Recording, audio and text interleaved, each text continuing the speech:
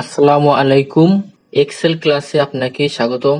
আমি মোহাম্মদ শফিক, প্রতিষ্ঠাতা আহাদ computer training institute.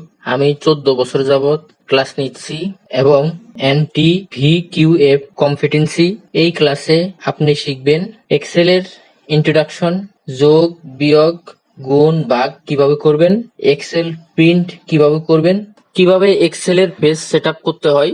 Excel যখন আপনি ওপেন করবেন তখন এক্সেলের একটি মাত্র শীট থাকে। এটা হচ্ছে আপডেট ভার্সনের ক্ষেত্রে একটি শীটের ভিতরে অনেকগুলো কলাম থাকে।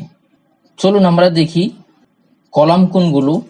কলাম হচ্ছে এগুলো, খাড়া যেগুলো উপরে নিচে যে ঘরটা লম্বা থাকে সেটা হচ্ছে কলাম, আর ল্যান্ডস্কেপ ডানে বামে যে ঘরটি থাকে লম্বা সেটা হচ্ছে রো। একটি এক্সেল শীটের ভিতরে 10,48,576টি রো থাকে, 16,384টি কলাম থাকে। এটা দেখার জন্য কিবোর্ড থেকে কন্ট্রোল ধরে ডাউন অ্যারোটি, মানে এই যে দেখতেছেন এই 4টে অ্যারোর ভিতরে এই নিচের অ্যারোটি প্রেস করবেন। সর্বশেষ দেখাচ্ছে 10,48,576টি রো থাকে এবং এটা হচ্ছে রো এর ক্ষেত্রে। আবার কলামের ক্ষেত্রেও কিন্তু কলামগুলো দেখা যাবে। এটা হচ্ছে একটি শীটের জন্য 10,48,576টি রো থাকবে, 16,384টি কলাম থাকবে। দুইটি শীট যখন নেবেন তখন এর সংখ্যা দ্বিগুণ হবে, তিনটি শীট নিলে এর সংখ্যা 3 গুণ হবে। শীট কই থেকে নেবেন, এই যে এখানে দেখতেছেন প্লাসের মতো একটি চিহ্ন, এই চিহ্নটির উপরে ক্লিক করবেন, আরেকটি শীট আসবে, আবার ক্লিক করবেন, আরেকটি শীট আসবে। এভাবে অসংখ্য অগণিত শীট নেওয়া যাবে। আবার চাইলে আপনি এই শীটগুলোর নাম পরিবর্তন করতে পারবেন, আবার চাইলে আপনি শীটগুলো ডিলিট করতে পারবেন। রাইট বাটন ক্লিক করে ডিলিট প্রেস করলে ডিলিট হয়ে যাবে। আবার চাইলে আপনি শীট হাইড করতে পারবেন, হাইড হয়ে গেল। এইভাবে আপনি আবার শীট আনহাইড করার জন্য আনহাইডে ক্লিক করবেন এবং ওকে দিবেন। যে শীটটি হাইড করেছেন সেটি আবার চলে আসবে। এখন অতিরিক্ত যে শীটগুলো নিয়েছি সেগুলো ডিলিট করে দিই, ডিলিট। এখানে আমি যদি এই শীটটি প্রিন্ট করতে চাই তো সেক্ষেত্রে আমাদের যে রো কলামগুলো আছে সেগুলো প্রিন্টে আসবে না। প্রিন্টে আসবে কিনা সেটা দেখার জন্য কিবোর্ড থেকে কন্ট্রোল F2 প্রেস করবেন, অথবা এখানে ফাইলে ক্লিক করে প্রিন্টে ক্লিক করবেন। দেখুন রো কলামগুলো আসে নাই। ব্যাক করি। রো কলামগুলো আসার জন্য প্রথমে যতটুকু আপনি প্রিন্ট করবেন, রো কলাম দিবেন ততটুকু সিলেক্ট, দেন এই যে এখানে একটি অপশন দেখতেছেন বর্ডার্স, এখানে ক্লিক করে অল বর্ডার্সে ক্লিক করবেন, তাহলে রো কলামগুলো আসবে। এখন যদি আপনি প্রিন্টের অপশনে যান সেক্ষেত্রে দেখবেন রো কলামগুলো সহ প্রিন্ট হবে। আবার যখন রো কলামগুলো উঠিয়ে দিবেন বর্ডার্সে ক্লিক করে নো বর্ডার দিবেন, রো কলামগুলো চলে যাবে। তারপর এখানে অনেক ধরনের কলাম আসছে। বটন বর্ডার্স মানে নিচে হবে, টপ বর্ডার্স মানে শুধু উপরে বর্ডার হবে, লেফটে হবে, রাইটে হবে। আর যদি আপনি অল দিতে চান তো সেক্ষেত্রে অলে ক্লিক করবেন। আউটসাইড বর্ডার আছে। এখানে আপনি এগুলো দেখার জন্য প্রত্যেকটি ক্লিক করতে পারেন একটি একটি করে, সবগুলো বুঝতে পারবেন। ধরুন আমি যদি এখানে দেখাই আপনাকে, একটি দেখাই, এখানে আমি বটন বর্ডার অ্যাড করব, তো বটনে ক্লিক, দেখবেন এখানে প্রিন্টে গেলে একটি দাগ চলে আসছে। আবার বটন বর্ডার যখন আমি উঠিয়ে দিব ক্লিক করে নো বর্ডার। প্রিন্ট করতে হলে অবশ্যই এই বর্ডারগুলো সঠিক মতো ব্যবহার করতে হবে, তাহলে কিন্তু আপনি যখন প্রিন্টের ক্ষেত্রে বর্ডারগুলো দিতে পারবেন না, সেই ক্ষেত্রে আপনার পেজটা একবারে সাদা পেজ প্রিন্ট হবে। এজন্য বর্ডারটা জানা অনেক ইম্পর্টেন্ট। তারপরে দেখেন এখানে একটি শেড ব্যবহার করা হয়েছে। এই শেডটি এখানে দেখুন ফন্ট নামে একটি অপশন আছে, এখান থেকে আপনি ফন্ট কালার দিতে পারবেন।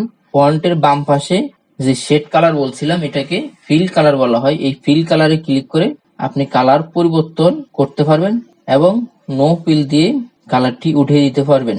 আমরা যখন এখানে অনেকগুলো তথ্য টাইপ করব সেক্ষেত্রে আমরা যখন নিচের দিকে ডাউন করব সম্পূর্ণ শীটটি উপরে উঠে যায়। এভাবে থাকে কোন ঘরে কি এন্ট্রি করতে হবে সেটা অসুবিধা হয়। তো আমি যদি উপরের হেডলাইনটি যদি ফিক্সড করে রাখি সেক্ষেত্রে আমাদের এন্ট্রি করতে অনেক সুবিধা হবে। এটা ফিক্সড করার জন্য ভিউ থেকে প্রেস প্যানেল, এখান থেকে রো প্রেস প্যানেল দিবেন।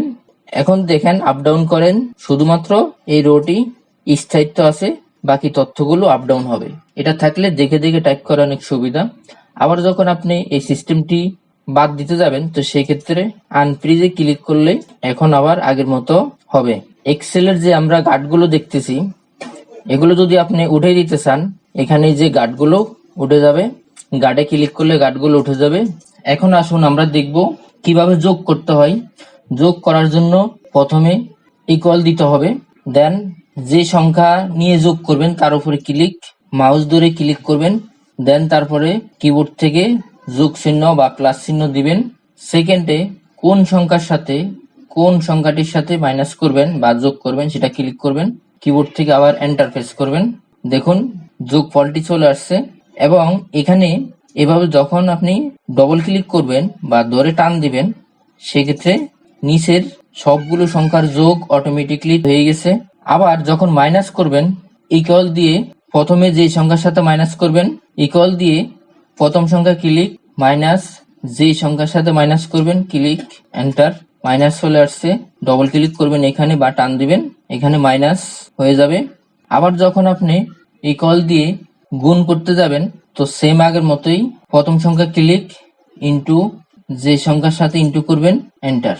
আবার এখানে ক্লিক করে ইকুয়াল, আপনি যদি ভাগ করতে চান ক্লিক, ভাগ।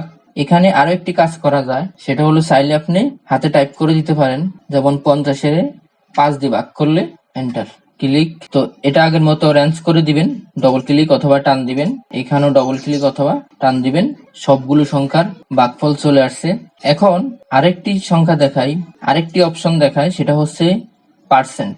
ইকুয়াল দিয়ে ধরুন আপনি 1500 টাকার 10% কত হয়, তাহলে 1500 ক্লিক পরে ইন্টু 10, শিফট ধরে পার্সেন্ট চিহ্ন ব্যবহার করবেন, তাহলে 1500 টাকার 10% 150 টাকা।